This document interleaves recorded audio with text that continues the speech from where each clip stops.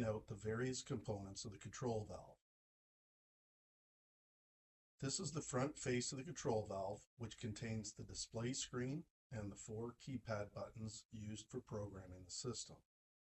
There are also 4 connections hanging from the left side of the control valve related to the power connector, the salt sensor connector, the leak detector connector, and the ball valve connection. This is the inlet side view of the control valve where raw water enters the valve, as indicated by the directional arrow. This is the side view of the power head. This is the drain line elbow connection, which houses the drain line flow control.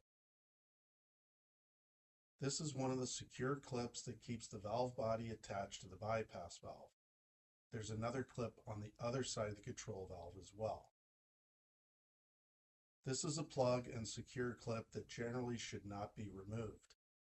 If necessary, it could be removed to help obtain a raw water sample. This is the back side of the control valve showing the power head backplate. There are 4 screws that keep the front display cover in place. This is where you'll find the control valve's serial number label. Your system's model number and serial number label will also be found on the back side. Here is another angle of the drain line elbow. This is the inlet raw water and outlet treated water plumbing connections to the system and the secure clips that will keep the plumbing adapters in place. And this is the power cable connection for the power transformer. If one were to remove the bypass valve, the turbine located in the outlet side port of the control valve body is exposed, as seen here. The meter cable works in combination with the turbine.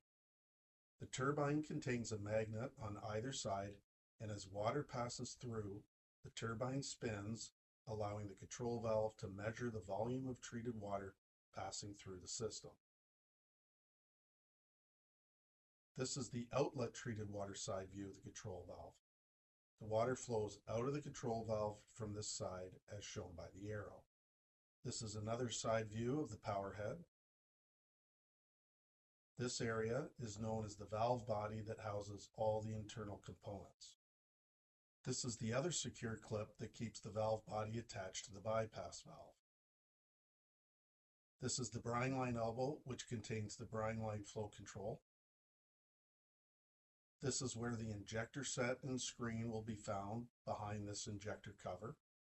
Here's another angle of the power connector and where you'll find the other 3 connectors for the salt sensor, leak detector, and ball valve. This is the other plug-in clip that generally should not be removed, but again, if necessary, could be removed to help obtain a treated water sample. This is another angle of the meter cable that measures the flow of water that passes through the unit. And here we've arrived back to the front face of the control valve, and we have now seen all of the external control valve components. Visit us at www.canaturewg.com.